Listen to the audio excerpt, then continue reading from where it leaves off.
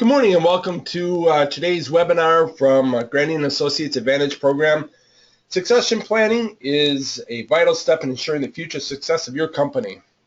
But given the impact of the owner and the organization, succession planning is also one of the most difficult processes to undertake. Today's presenter for the webinar is Gene Heacock. Gene is a member of the Grandy and Associates team. He brings over 30 years of leadership development, team training, and coaching experience to our company. He is passionate about serving people by helping them achieve the growth and potential as a leader.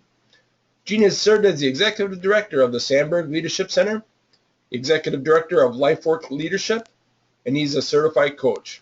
He has also provided leadership development programs for national associations, led conferences, and created numerous training programs for businesses and nonprofit organizations. And with that, we welcome Gene Heacock. Thank you, Paul, for that warm welcome, and I wish I could see everyone face to face. You are coming to a very critical moment as you begin to think about succession planning. We have a little phrase there, it says passing the baton. What could be more simple than merely passing a baton, a little piece of aluminum or wood perhaps in the old days, from one person to another? Yet succession planning is as difficult as winning the Olympic race of passing the baton. Unfortunately, United States, both men and women's track composed of elite athletes have failed to win 2004, 2008, 2010, and 2011 for one simple reason. They dropped the baton. So this first section, we would want you to think about some high-level opportunities for your development and reflection and planning. Thank you for attending. We will be taking questions after each section. So please, I will only take one or two after each one, but please take time as we're going along to record those questions. Let's jump in. Someday, Tompkins, this will all be yours for about 90 days until you undoubtedly run it into the ground. Humorous, perhaps, but if you look at the reality, businesses have a hard time in passing the baton to the next generation. So many will fail in the first year, and by the third generation, only 10% of businesses will have successfully passed from one generation to the next. Here's what we'd like to learn. We'd like you to learn the critical importance of succession planning.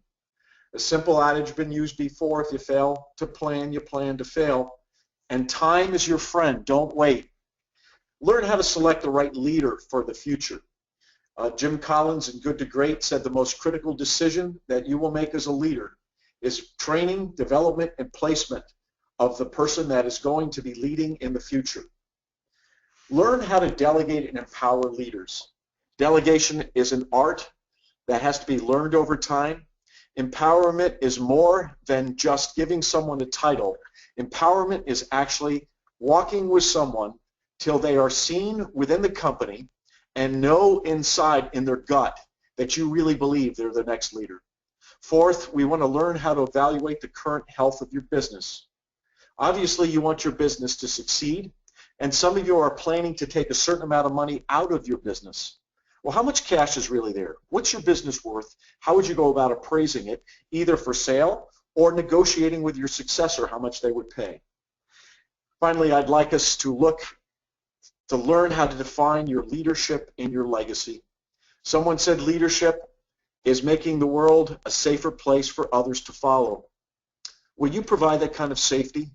Do you have important processes? Do you know your company's culture? Have you thought about your legacy as you leave? So let's look in a little bit more detail at some of these objectives. For each section, we'll take two of the major ones, and we're going to ask you to reflect on some questions. Obviously, this is just a way to get you started. We'd love to follow up with helping you go through the detailed and very important process of planning and walking out your succession plan. Here's the action steps. Step one, financial. What do I need to take from my business and what do I need to leave behind? Step two, timing. Timing is so critical. When do I want to exit the business and how do I want to implement it? Step three, selection. Do I have a clear leadership profile for my successor? Action step four, qualification. Have I clearly qualified my successor through metrics? Action step five, delegation. Have I practiced delegation in my development of other leaders? Action step 6, development. Have I empowered my successor to take over operational authority? Action step 7, reality. Is my business healthy enough to meet my timeline succession plan? Action step 8, sustainability. Is my business financial model sustainable for my exit and the business's success? Action step 9, compensation. What will be the compensation agreement for your future and the business success? And action step 10, relationships. This is such a key one. What will your relationship be with a new owner and the business operations when I leave? Those are the 10 essential steps. We break these down 2 per section. We also give you options to think about a 3-year timeline or also a 5-year timeline. Once again, it's not how fast you run, but rather how you pass off the baton. Back to that image of Olympic runners. It is not how skilled you are or how well you run the business. Actually, Olympic teams train as much, if not more, for the transfer, the transition, as they do for running the race. So it's not an individual effort. It's actually how you involve your successor in the entire business, the comprehensive process. I mentioned to you there are timelines of a 3-year option. This is what we would say be a minimal amount of time. The 10 steps that we just looked at and the action items, now we break down on a 3-year option. And if you'd start right now, you'd have to do action step 1 and 2, which is saying when I want to get out and how much that I need. We would suggest a 5-year option, which takes the succession planning and takes 2 of the critical steps and breaks down 2 of them each year until you finish year 5, which we would put as your retirement option deadline. Key questions. What do I need to take from my business and what will I leave behind? The second question is, when do I want to exit the business and how do I want to implement it? Time and money. Now, how important is that to you? And how much time have you given to how much you will need? Do you want your business to succeed? Of course you do. So then when will you take that money? When will be the date be? So if we had some time and we're sitting across the table, I'd put out a sheet in front of you and ask those 2 questions. If you have a moment, clarify them. What people crave is security, but what they really need is clarity. Next, if you want to sell your company, you're going to need 2 things, right? Some type of guaranteed monthly income. Where are you in that planning, whether that includes some deferred money, whether that includes stock options, whether that includes a pension plan that you've paid into, whether you're going to have some role, you need to know where that money's coming from and how much do you need. And the second thing, you need the business to run without you. This is first a matter of integrity. What you've given your life to, you want to succeed. But second of all, many people depend upon the business success for financial reasons when they leave. So I want you to think about this, the wealth transfer. I mentioned this earlier, 70% of the wealth is lost by the end of the 2nd generation. 87%, almost 90% is lost by the end of the 3rd generation. It's been humorously said, one generation builds it, another one milks it, and the 3rd generation kills it. How about business failures? 67% of the businesses fail within the 1st generation year of transfer, and 90% will fail after the 2nd generation. Once again, passing the baton. That's when the race is won or lost, and that's when the transfer of the business is won or lost. I had the opportunity to write down almost 30 different assumptions. Here's top 10 we'd like to put before you. You want to plan the process. You want the business to succeed when you leave. You care about the people involved, especially your family. I can't tell you how many businesses we work with that are family-run business, and sometimes people think more about the business success than the family success. Fourth, you want to select your successor. You just don't want it to happen by default. You'd rather happen by design. You care about your customers and you want to keep them. In fact, many of them and the service contracts are vital to your business succeeding. 6, you want your team to be on board. How important it is, especially a family member, somebody that's working in the company for that transfer. Last week we made service calls, and now this week you're my boss. How about you have a time frame? Have you talked to family members and spouse? You know this process requires planning. You know there are some things that are outside of your control, Now finally, listen to this one, please. If I could lean into you, if I could reach across the table and say, you must know that you are the most important person in this process, and that person is you. Because I'm assuming that you're the primary decision maker and the leader of the company, you have to lead this. So right now, I want you to reflect on two things. If you have any kind of scratch pad, and I know some of you have already downloaded our sheet in which we reflect at this moment, what do I need to take from my business? And what will I leave behind? And how would you like to get your money? Timing, when do you want to exit the business? And how will I implement it? What will that date be? Please write down those two action items. Now, I think I received a question. Paul, did you process that one as I was talking? We have a question from Nicole. She's asking, what is the ideal amount of time needed for her to transition out of her business? Great question. You know, if I were to say, I would say minimally would be 3 years. Ideally, we'd like to take the 5 years because just like a project that you think you're working on, there's lots of other details that come up. It can be accomplished in 3 years if you're highly focused. I would give you 5 years, Nicole, if you would take the time, because that would allow you to go much more in detail and have a steady pace rather than trying to do something. You know, many people try to do it in 18 months to 2 years, and what we found is that's just not enough time. But great question. Thanks for asking it, Nicole. Next section is selecting your successor. I like this little phrase. There is no success until there is a successor. So the question is, who will be leading your company in the future? And have you randomly selected them, or have you given serious thought whether they're the right person in the right place? As once again, Jim Collins in Good to Great says, great leaders know how to get the right people in the right seat, in the right place. And a leader, that would be you, is going to make that selection. So two key action items. For selection, do you have a clear leadership profile for your successor? I mean, crystal clear? And what will it take for superior performance in the future? I know many business owners have a job description they haven't looked at, or many have not a job description. They just know clearly what it takes to run the business because they've been doing it for 20 years. But sometimes it's not crystal clear to explain to somebody else. So selection is first. Second of all, qualifications. Do I have metrics to qualify my successor? What do we mean by metrics? We mean that you pre-qualify. If you use a voltmeter, you'd like to know if that voltmeter worked. If you're looking at a schematic to put in a new heating or cooling system, there's very clear metrics for design and delivery. We believe that you have to use assessments. We believe that you have to have a clear profile. We believe that you have to have some on-the-job training. We believe there has to be a high degree of trust and functionality of the person. It's been said that people are hired for their competencies, but they advance because of their people skills.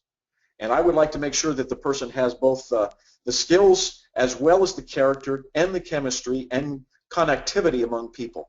So here's the two questions, and here let's launch in for selecting our successor. Jim Collins says, the single greatest factor that will guarantee the success or failure of your business is the selection, preparation, and placement of the next leader. Jack Welch, a great story. When he was CEO of GE, this comes out of a book, Good to Great, he had 3 different people that could fill his shoes if he got run over a bus tomorrow. And he cultivated them. Now, one of them was selected as his successor, and 2 others went on to lead and to be highly effective leaders in other companies. And some of you say, well, that's GE. Of course, they got a lot more money. They got a lot more people. You know, they can always bring somebody in place. Well, let me ask this question. If it's important to GE, how much more important it is if something happened to you, or if you are going to pass the baton? You are more important to your company than Jack Welch is to GE. So think about selection. It is so key and so vital for the preparation of succession planning. We have taken a lot of time in research, both through human behavior, hard scientific research in the area of assessments. We have had the privilege of working with over 16,000 small businesses and contractors. And we believe strongly, if you take competencies, behaviors, and motivators, that we can, with predictability, we can give you 92% predictability that the person has the capacity to do the job. We use DISC. D is for the dominant or the drive. Asking the question, if somebody's going to ride in the car, do you know who's going to drive? I ask the question, do you like to drive or you need to drive? And you know people that need to drive, and you may be one of them, but does the person who's going to be leading in your business, do they have to have this strong directive and drive? Are they the bottom line orientation kind of person? Or are they a person that is navigating? They're cautious, they pay attention to detail, they are precise. They're the person that really likes controls and constraints. This would be the person with a map. Now, you may be that kind of leader. You may be the person that knows all the details about your business. If we were to use the DISC scale, which we use to pre-qualify, that person would be a C. That person would be the high compliant. They love controls and constraints. And the I, maybe you need an inspirational leader. Maybe you need a person that will bring together a group of people. Maybe you need a new vision for your company. Maybe the passion has gone out of. Maybe there's no more fire in your belly. Does your successor, is that person a person of high influence? Or perhaps the S.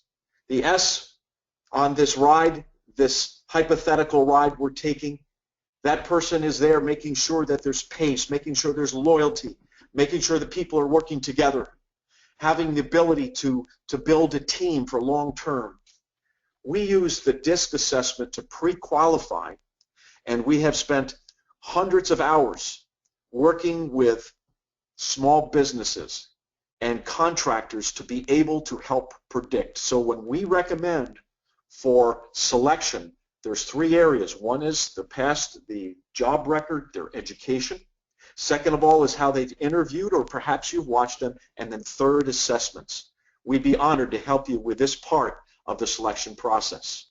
So here's some broader questions in the higher level. Who's capable of being the next leader? Stop for a minute. Now, the person you've selected, do they have capability, or is this just loyalty? Or is it the only person you have? Right now, how are they being developed? Realistically, how much time you've spent with them? You know, sometimes it takes 3 to 5, sometimes 5 to 7 times more time to train somebody than it is to do it yourself. Have you really spent time with them? Have they been tested both in the character issues, the competency issues, customer relations, teamwork? How do they deal with stress? Do they need any more formal training? They may be 80% there, but are you ready to pass the baton to somebody who's only 80% prepared? So I hope you take some time to seriously think about the transition questions and these kind of considerations, because if you want the right person to get in the right seat, you are responsible for selecting them. Peter Drucker, who has written more on management than anyone else, but wrote little on leadership, but was asked when he was 92, when he was sitting in a chair slumped down, Mr. Drucker, Dr. Drucker, what's the most important thing a leader might do? And he said without a doubt, who does what? And I would say to you, with that authority and with that history, you are the most important person to make the decision for selection. And I would say with all of my heart, with all of my passion, if I could reach out from this webinar and take you by the shoulders and look you in the face and say, make sure you're dead on with the selection of the right person, or else if you place the wrong person in the wrong seat, the business will not survive and the business will not succeed. 2 more questions as we conclude this second part about selection. Do I have a clear leadership profile for my successor? And then this question, and we say it very, very, very seriously, what will it take for superior performance in the future? Keyword, superior performance. Qualification, do I have metrics to qualify my successor And that's why I make this point so strong. How do I know I have the right person? I hope you do, but I hope you take the time to seriously think it through and put some good processes in place. I have another question I saw come up. Paul, who is that from, and what is that question? Hi, Gene. It's from Alan from Toledo. His question is, how do I know for sure that the person I have selected is going to be qualified? Well, I hope you were listening, Alan, because I hit that, but it is a key question, and I know we just went over it. There's a couple things. As I mentioned, their background and their education, their job skills, their people skills, but we also use assessments primarily that we can predict with 92% accuracy that whether somebody has the capacity to do the job. So it's always a composite. It's not just one area. But I also would say to you that if there's a great hesitation, don't pull the trigger until you have that peace in your gut that this person actually can do it. Now, we'll talk later about letting go, but to let go too early is risky. And Alan, we could actually walk alongside of you and help you process this selection because it is one of the most important decisions you've ever made, and I thank you so much for asking it. Let's move on to the next section, which is delegation, which fits so clearly right into what we began to talk about. Delegation is not dumping. Delegation is not just sending somebody as a gopher. Delegation is not just giving people other things that you don't want to do. Delegation is a vital process of preparing your successor to do the work that you're now doing. So the question we ask in this section, section 3, is how am I preparing now for someone else to lead in the future?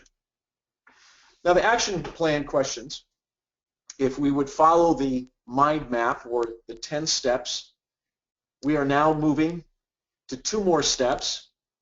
And the question that I'm asking is, have I practiced delegation in my development of other leaders? And second of all, have I empowered my successor to take over in operational authority? Now you're saying, well, what's the difference between the two? One is knowing that the person is actually trained and knowing that they can do almost any job in the company and they have a track record. That is really the delegation part and the development part and the training part. The second part is this: empowerment is different than delegation. Empowerment is where others within the company, the person themselves, and you have actually switched seats, whether that's changing offices, whether that's changing titles, whether they can now sign the checks. It really means that they can do everything that you can do, and they have actually been able to show that, demonstrate it in a consistent way that people now view both within the company as well as externally, whether it's your vendors or key customers, see that person in that seat. And it's such a vital transition, just like passing off the baton. So delegation and development is this area, a broad area that we look in terms of the third major step. And there's 2 action items, 2 questions that we're looking at: delegation and development. Now here's a little test. You might say, well, I think I do well. So we're going to give you 10 questions. You can write them down right now. And you can answer yes or no. And I will give you the answer to these in just a moment. Are unexpected emergencies constantly occurring in your company? Yes or no. Do you find you are so pressed for time to get daily work done that you have no time to plan? You say, well, I'm too busy to plan. Okay. Is there a great deal of friction or dissatisfaction among those who work for you? And I would just ask the side question, how do you know? Are you always bogged down in detail? Do simple jobs take a long time to get done? Do you complain or criticize others when the work of your team doesn't go as you'd planned? Does your team wait for you to give the sign before starting anything? Has your team stopped coming to you to get your reaction to ideas? Yes or no? How about this one? Are your employees poker-faced, showing little humor or spontaneity to do their work? And this is a hard one. It has to deal with pace. Does work slow down or halt when you are gone? You say, no, I don't have to answer those questions. Well, I'm glad I could see you smiling or crying if I looked across the table. And if your eyes could talk, you're probably saying, oh my goodness. So here's what we have found working with hundreds and hundreds of contractors. If you have responded yes to 4 or more of these responses, you have a problem with delegation. Now let's look very quickly high level. We love to teach and train and delegate to help people understand how you move. So the first level of delegation is this: do exactly what I have told you to do. This is more command between supervisor and subordinate. Don't deviate from my instructions. I've already researched the options. I want you to go and do this. Now, when I said before, gopher was not delegation. On level 1 it is. You're testing the person for attitude. You're testing them for responsibility. You're testing them for consistency. You want to see if they can actually do the small things. As the good book says, he is faithful with the small, is faithful in the great. So first, level 1, do exactly what I've asked you to do. Level 2, research the topic and report to me. We will discuss it. Then I will make a decision and tell you what I want you to do. What we're testing here is seeing how well the person actually responds to responsibility at a higher level. We're also trying to see if there's somebody that can work under authority, how well they take instructions. From time to time, it may also give some critical feedback. How does this person respond to criticism? Is it a non-defensive response that they can actually are teachable? So what we're looking for in this level is teachability and how they respond to feedback. We're also wanting to deal with timeliness and see if they can multitask, because as you sit in your seat, you know they got to multitask. You got to be able to deal with some interruptions. Level 3, research the topic, outline the options, and make a recommendation. This is a little bit higher because last time you did the research, now you're asking them. So what you're really wanting to do is, how do they think about a topic? How do they approach a topic? How do they solve a problem? And you're allowing them now to lead at a higher level. You want them to give the pros and cons. You want them to tell you what you think. And you know how it's so important for people really to be heard. So if you agree with their decision, I'll authorize you. But make sure, even if you don't agree, just say, I had a teacher for many years, and he took the craziest questions, and he would always say, you know, that's conceivable. That's conceivable. Or I like the way you approach that. So make sure that you give feedback. The old adage of Ken Blanchard, catch somebody doing something right, the 1-minute manager. Next level, level 4, make a decision, and then tell me what you did. These keywords, I trust you. Aren't they powerful? I trust you to do the research and make the best decision you can, but just keep me in the loop. This is really taking, whether you're having somebody running a part of your business, whether it's a business unit, whether it's customer service part, depending how long they're there, maybe they're responsible for all the sales, or they are responsible for bringing together new products. I trust you to do the research, make the best decision you can, and then keep me in the loop. But this last one, I don't want to be surprised by someone else. Please tell me if something's going wrong. You know how many times you deal with people that are doing things wrong and they don't tell you? You don't want somebody being advanced within your company if they are unable to deal with a hard truth of what happened and when things go wrong. Corporations and companies that lack candor sow the seed of their own demise. It's another Jack Welch keeper. Level 5. Make whatever decision you think is best and tell me. No need to report. I trust you completely. I know you will follow through. You have my full support. Now we're talking, moving from delegation. We're now moving to the area of empowerment. When a person can do this with every area of the business, and this can be demonstrated over time, and as I mentioned to someone before, we'd like to see somebody be able to do this for at least 12 months before we would actually say that this person is fully empowered to do the job. Level 5 is delegation, where you really start to build your business that can run without you. You're now handing off concept and all the details that need to be required. So here's our action plan. Delegation. Have I practiced delegation, the development of other leaders? development have I empowered my successor to take over operational authority? Take a minute, if you would, to answer these two questions.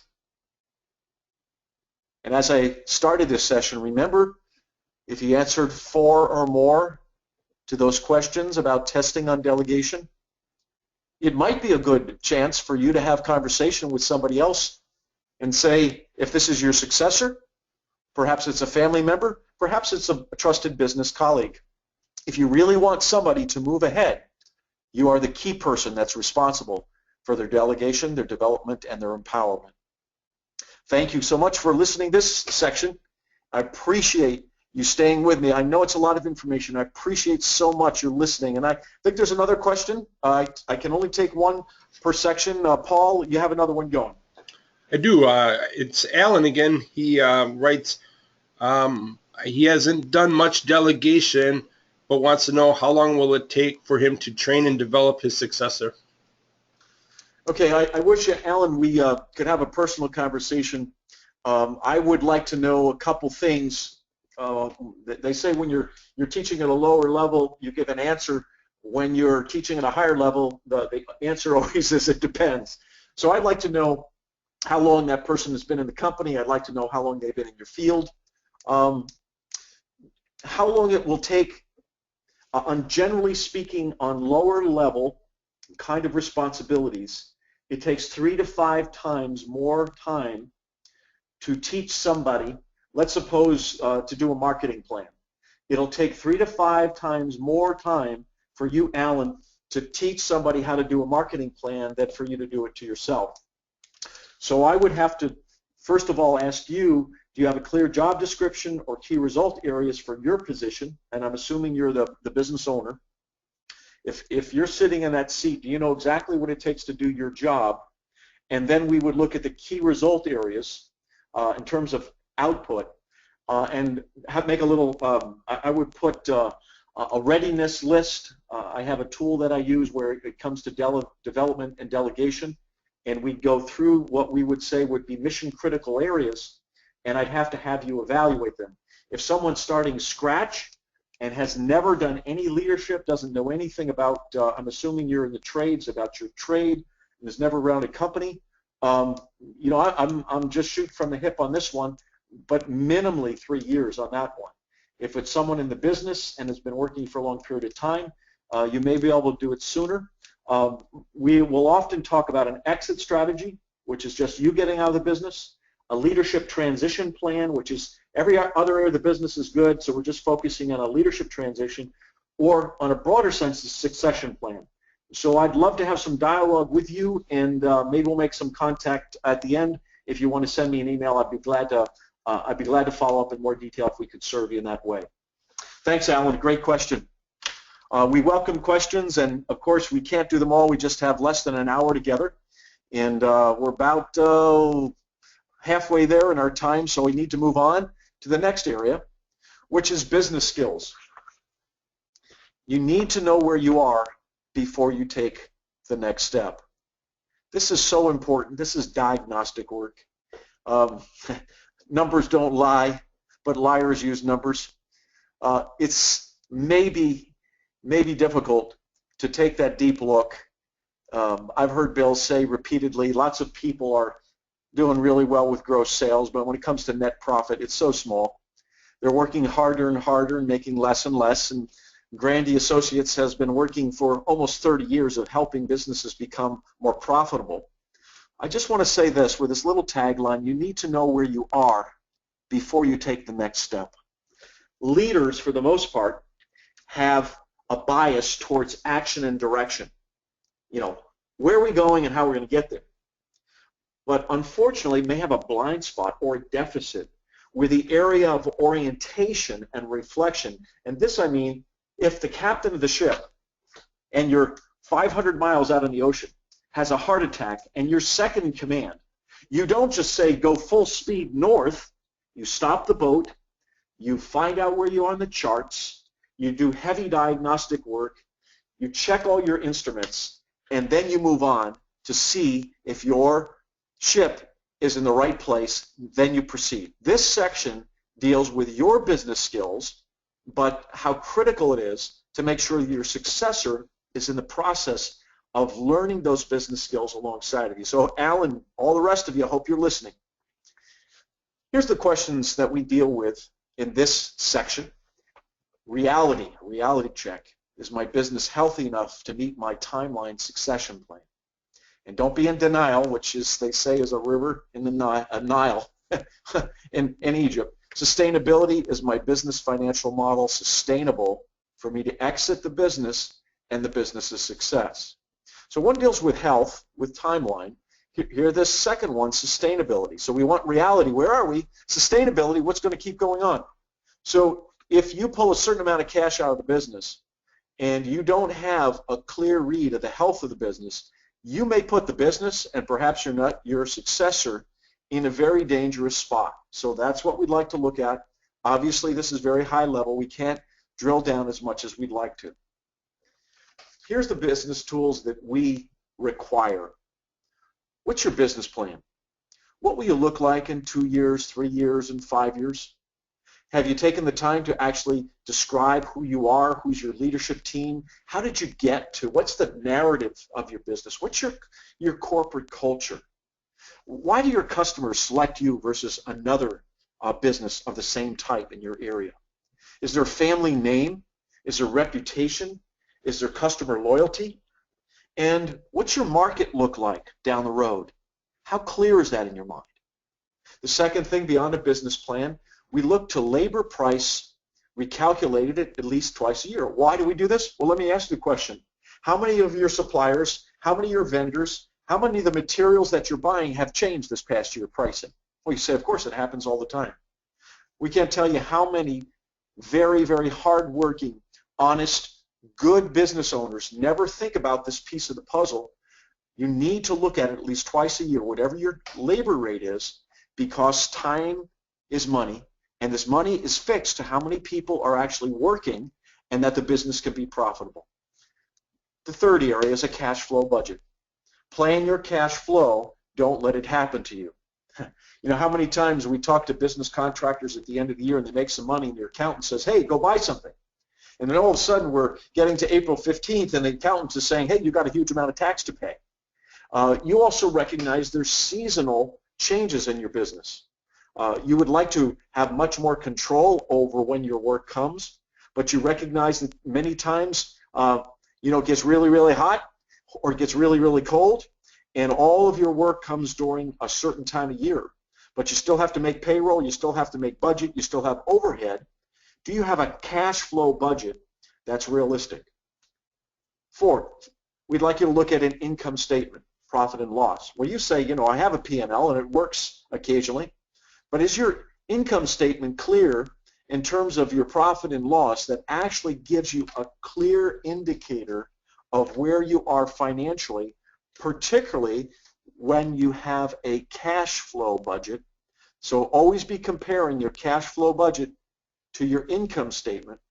And then we'd love to see a business that is well run, always has a balance sheet that is able to put with clarity where you are at any point within the month. This is important when you make decisions. Those decisions help you recognize meeting payroll, but sometimes you would like to do some new marketing. If you are not current on your balance sheet, then you are lacking a vital business tool. Now, one of the things that we have worked with many businesses is thinking together about what is your business worth. And we have some simple tools as well as some on-site appraisal opportunities to walk alongside of you. What is your business worth? As you think about business health, is your timeline and is your business health, do they meet?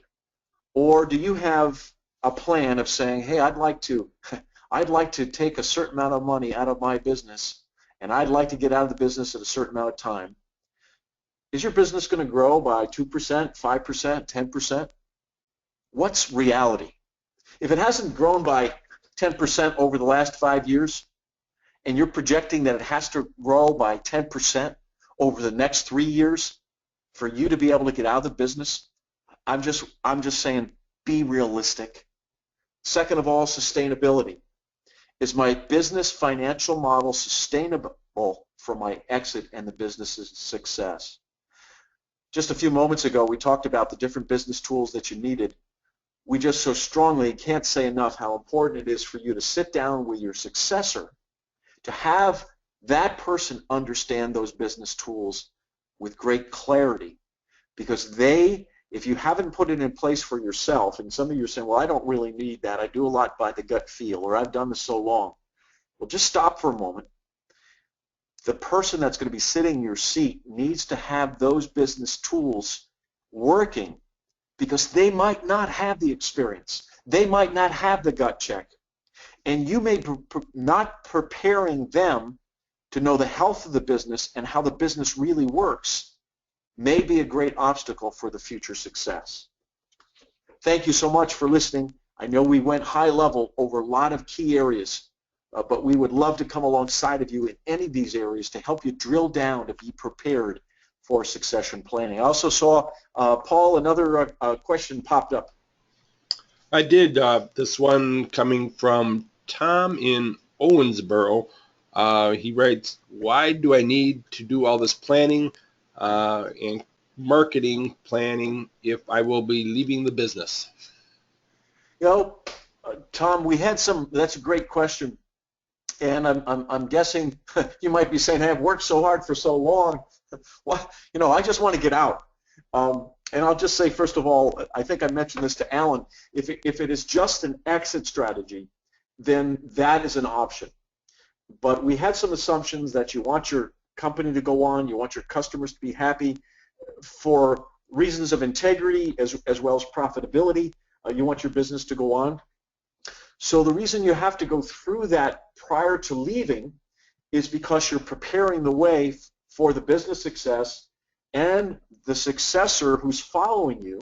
To put it in common terms, Tom, it's not about you. And we sometimes think very, we've put so much in it and we're ready to get out. So we're giving some helpful tools and getting you to think at a deeper level about the other people, particularly the person that's going to sit in your seat when you're gone.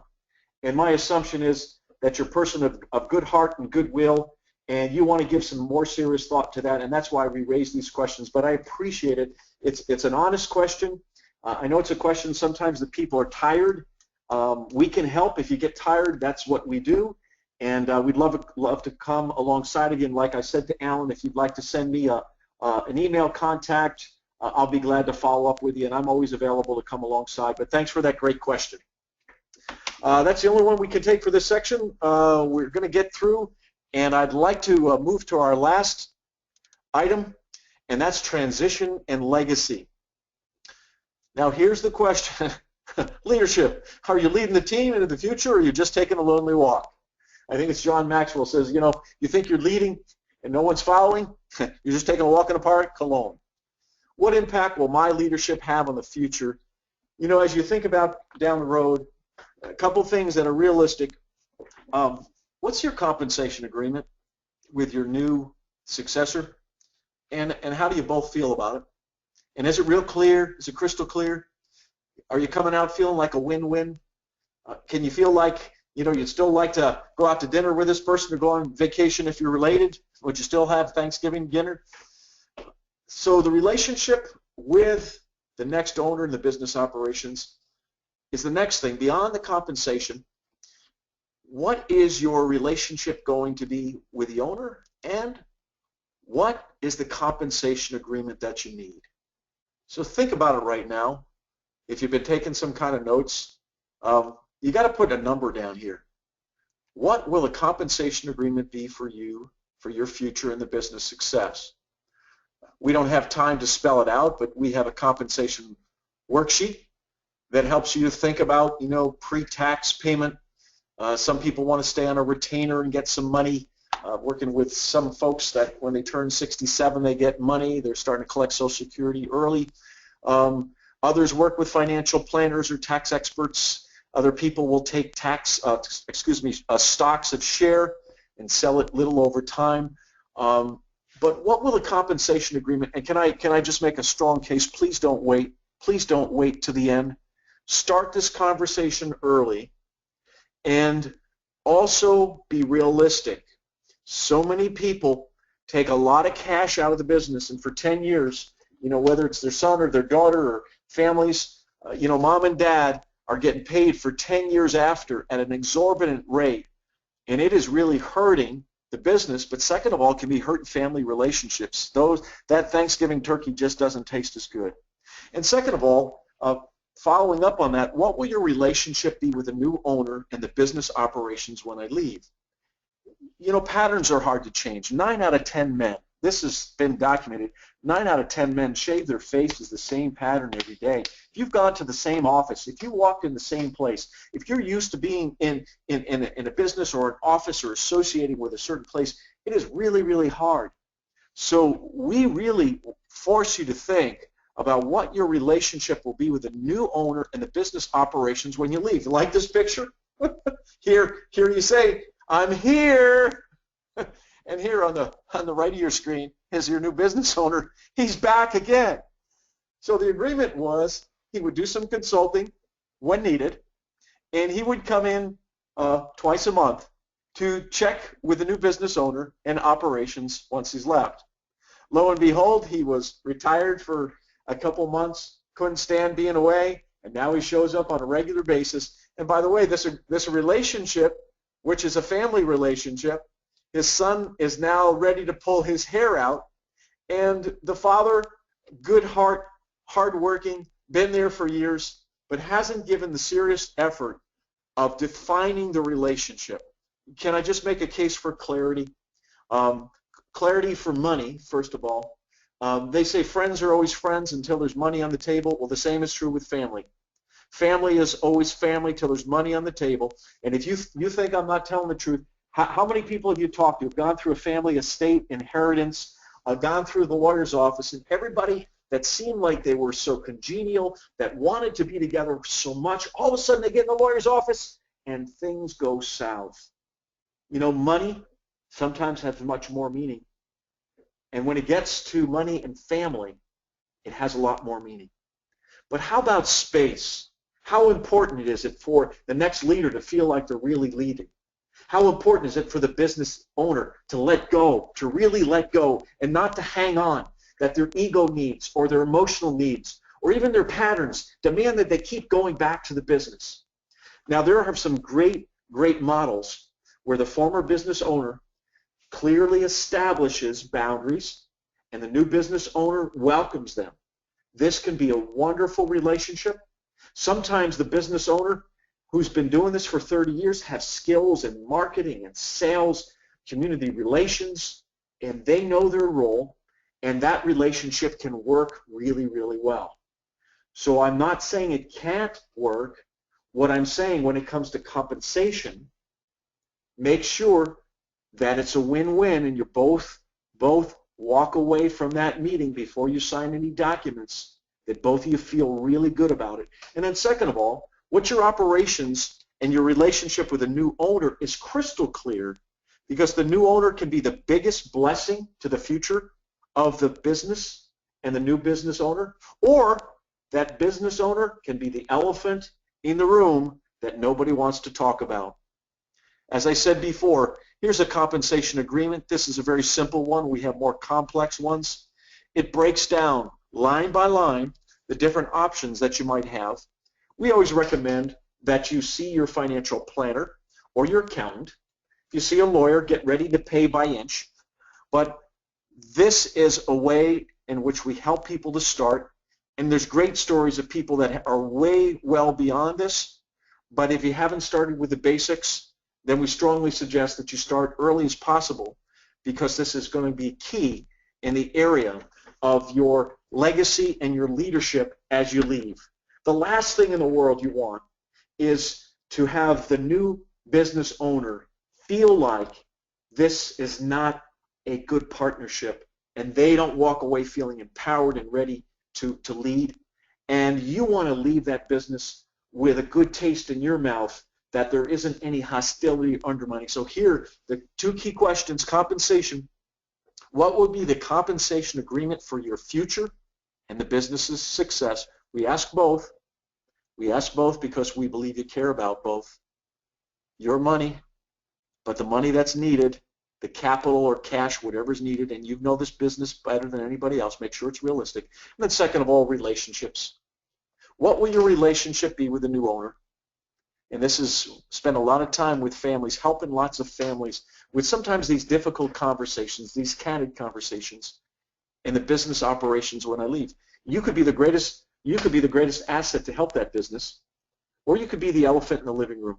I just beg you. I wish I was across the table from you. I wish I could see the frown or the smile. I wish I could see the tears in your eyes. I wish we could come a little bit closer and talk on this one, because we really do want you to succeed. I thank you so much for being part of this teaching session, and we are here to help you go deeper, drill down with all of these areas. I see one more question come up. I got time for one more, Paul. Last question of the day from Karen. She's asking, are you telling me that I should not have any contact with the business after I leave? Well, thanks, Karen. I probably would ask the question tongue-in-cheek. What's your relationship been with the business and the owner now? No, I'm not saying you shouldn't have any contact. I'm just saying you should have clarity, because without the clarity, there is confusion, and when there's confusion, there's conflict. So I've mentioned to you, we've had people that have gone on to be a consultant, has worked well. We've had some people still continue to be in sales, but unless the role of basically being the owner-operator or the president, whatever your business model is, I can't say strongly enough, it's not that you should be involved, but if you've made an agreement that you're only going to be there twice a month, or you're going to be there when needed, then you need to follow through. So my strong encouragement is for clarity, not necessarily for absence. And that's what I'm trying to say. So I hope you hear that. And once again, as I've talked with Tom and Alan, I'd love to start this conversation offline, either through email or for phone. I'd probably ask you some other questions about what the relationship is right now, who is the person, how long the business has been around, is your role needed, do you need to be there, or are you still serving an important function? I'd probably ask those questions and try to get some more feedback. Sometimes it's hard to give a pat answer, but I hope that's helped a little bit. Thank you, Karen and Alan and Tom and Paul for leading this, and others who have been online. We value you as players that are giving your best, and we appreciate how much it takes to do what you do. Very few people know what it takes to run a small business in these days, and we applaud you, we salute you, and thank you for being part of this presentation today.